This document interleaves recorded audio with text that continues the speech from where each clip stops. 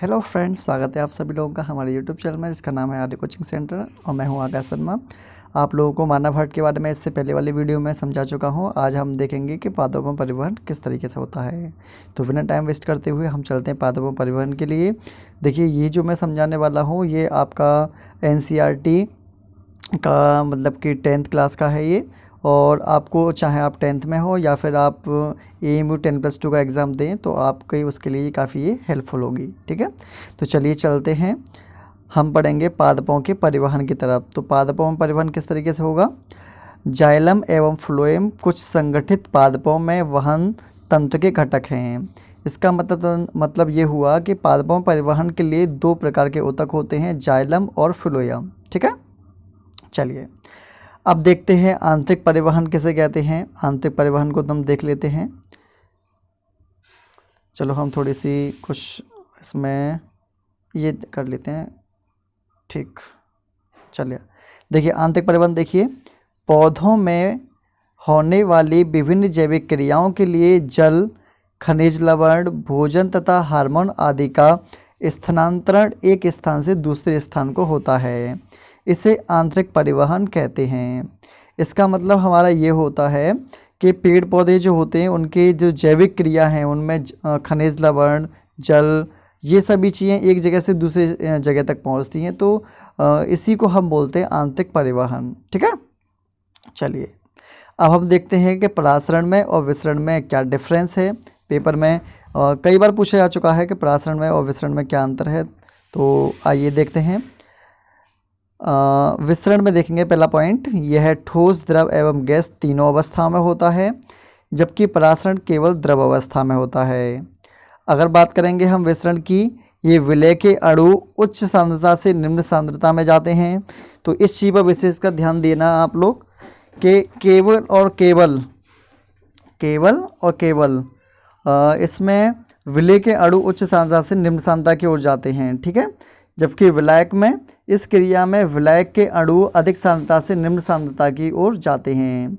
तो विसरण की बात करेगा तो विलय लेना है और परासरण की बात करेगा तो विलायक लेना है। ठीक है, अगला पॉइंट है, इसमें अर्धपारगम झिल्ली की आवश्यकता नहीं होती विसरण में, जबकि अगर हम बात करेंगे परासरण की तो इसमें अर्धपारगम झिल्ली की आवश्यकता होती है।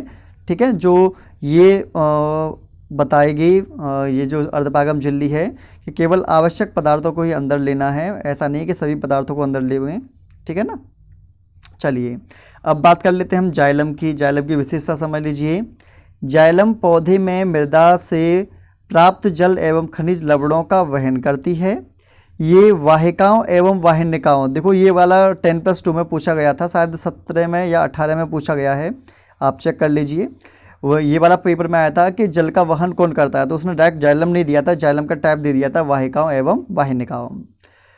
जड़ एवं मृदा के मध्य आयन सांद्रता में अंतर के चलते जल मृदा से जड़ों में प्रवेश कर जाता है। ठीक है, आपको पता ही होगा जो जड़ें होती हैं वो जड़ें मृदा से जल को अवशोषित करती हैं और पेड़ पौधे के विभिन्न भागों तक ट्रांसफर करने का काम करती हैं। क्योंकि इसी के साथ जल एक स्तंभ का निर्माण हो जाता है जो कि जल को लगातार ऊपर की ओर ढकेलता है। यही दाब जल को ऊंचे वृक्ष में विभिन्न भागों तक पहुंचाता है। तो आपको पता होगा कि हमारे जो जड़ें होती हैं, जड़ का जो नीचे जो जल है वो ऊपर की साइड में जाता है तो एक दाब लगता है, उसको मूल दाब बोल देते हैं। ठीक है, अब बात करते हैं वाष्पोषण की। तो वाष्पोषण क्या होता है, पौधे के वायवीय भागों द्वारा जल का वाष्प के रूप में निकलना वाष्पोषण कहलाता है। मतलब पेड़ पौधे का जमीन से जो ऊपर का भाग होगा उसके अंदर बहुत सारे स्टोमेटा होते हैं पत्तियों में, जो कि सबसे ज़्यादा होते हैं। मतलब कि तना वगैरह में भी होते हैं स्टोमेटा, ऐसी बात नहीं है, लेकिन सबसे ज़्यादा स्टेम जो लीव होती है वो सबसे ज़्यादा हमारे तना में, सबसे ज़्यादा पत्तियों में मिलती हैं, तना में उससे कम मिलते हैं और वातरंध्र सबसे कम होते हैं। तो आप ऐसे समझिए कि जिस जगह पर स्टोमेटा ज़्यादा होंगे वो वहाँ पर वाष्पोषण भी अधिक होगा। इसका मतलब पत्तियों में सबसे ज़्यादा होते हैं, तो वाष्पोषण की क्रिया भी पत्तियों में सबसे ज़्यादा होती है। अब बात कर लेते हैं वाष्पोषण जो होता है इसका क्या महत्व है। वाष्पोषण जल के अवशोषण एवं जल से पत्तियों तक जल तथा उनके विलय खनिज लवणों के ऊपरी मुखी सहायक है। इसका मतलब जो हमारा पदार्थ है वो नीचे से ऊपर की ओर गति करेगा। ठीक है। पौधों में वाष्पोषण ताप नियमन में सहायक है। पेड़ पौधे जब जल को वाष्प के रूप में बाहर निकालते हैं तो पौधे का जो बाहरी भाग होता है वो नम बना रहता है, जिससे अधिक टेम्परेचर में या अधिक प्रकाश में या अधिक धूप में जो हमारा तना होता है या पत्तियां होती हैं वो मुरझाने से बच जाती हैं। ठीक है।